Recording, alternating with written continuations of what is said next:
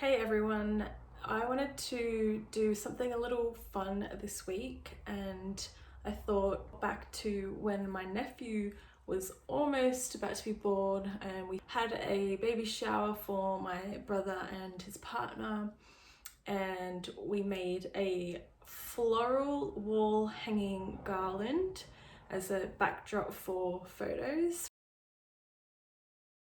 We did it with carnations, and I thought that I would recreate something like that today. I really enjoyed making it, and it was really pretty and fun, and you really don't need many materials to do it. I've got gerbers in my hand and different colors, and it was much like doing it with carnations, but the gerbers were cheaper. You don't have to do it with fresh flowers. You can use artificial flowers, and you don't have to just do all flowers. You could do flowers and foliage. And if I feel like I want to add the flowers, add foliage to the flowers, I will. You can also do dried flowers. The sky is the limit. Either way, it looks really beautiful. There are so many ways you can go about making a floral wall hanging garland. You can have each string or strand or row flowers, foliage, flowers, foliage. You can have it all mix match, doesn't really need a pattern. You can have the flowers depending on the type of flowers. Like if you were to use carnations, you can have the flowers stacked. So every string will be stacked with a flower on top of another, sort of thing. That'll definitely take a lot more time and cost a lot more, but it's totally up to you. You can use just a head of a flower, or you can hang them by the stem. It's really up to you what you want to do.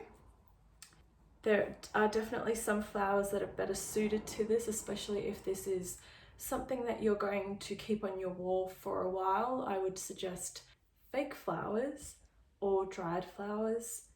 But if it's going to be for an event for a little while, gerberas are quite long lasting, as well as carnations. Even roses would be good. But flowers that don't last a long time out of water aren't good. Today I will be using, as I've said, some gerberas. I might add some greenery here and there if I run out of materials. So you just need a selection of flowers. I've got 1, 2, 3, 4, 5 bunches of these gerberas, and in one single bunch is about 10 stems. Being that I bought these maybe now 2 weeks ago, I've had to get rid of some because they're not good. It's not going to be 50 stems exactly, but that's totally fine. You're also going to need some snips, some bullion wire or fishing line, or any type of string or anything that is see-through. Bullion wire is excellent because all you have to do is wrap it around the stems and it'll hold. I've also got on standby a glue gun and some glue, because if I need to glue it, then I will. You'll also need a stick or rod or metal, plastic pole or anything such as this. This is just a stick that I found walking one time, and I'm using this hook just for the purpose of this video, but you can use like just those adhesive hook things, I can't remember what they're called, to keep them up at the end, but these 2 hooks I'm just using for the purpose of this video, and if I like it, I might keep it. Now, the length of your floral garland will be up to you, and how much materials you'll use will be up to you. I like mine pretty long, so I might try and keep it long. So I wanted to start one just so that I could figure out how much flowers and foliage I'll need, and I've decided that I wanted some foliage in this. So I grabbed some Maria and this conifer from my backyard, and I'm going to use that, and I actually really love it with the foliage in it. So my piece of fishing line was about 2 meters, just because I wasn't sure how long I was going to need. It's about 190 centimeters. The length of this is 110 centimeters. And I have about 50 centimeters of tail left on the fishing line. So if you do the math on that, I'll bring this closer as I show you how I'm attaching the flowers and foliage in, and you can do it whatever way sticks will be fine. I'll just show you how I do it, and I'm already starting to love what it looks like. Even if the flowers aren't faced the right way, it's still pretty to me. So this is the first line that I've done. And if we go in closer, you'll see that I've just knotted. You can also see how aged my flowers are. Like I said, 2 weeks ago, I bought them to make this video, but anyway. So I've just simply knotted them and they are attaching to it fine. There's no real problem. One thing I will say is if it's windy and you've got this outside, like maybe you've got this for a party, is down here, I would add another piece of wood just to keep all of the next pieces from running into each other. That's happened to me before and it was a big tangled mess. So I'm going to keep going, and yeah, it's already something I'm loving at the moment. So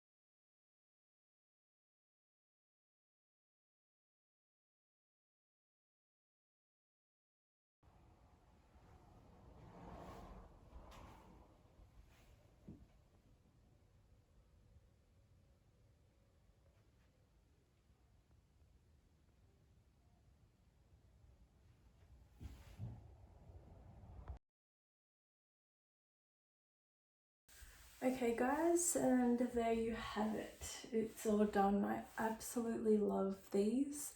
So I managed to get 5 rows. I kind of like them that far apart, but you could probably squeeze them in a bit if you want.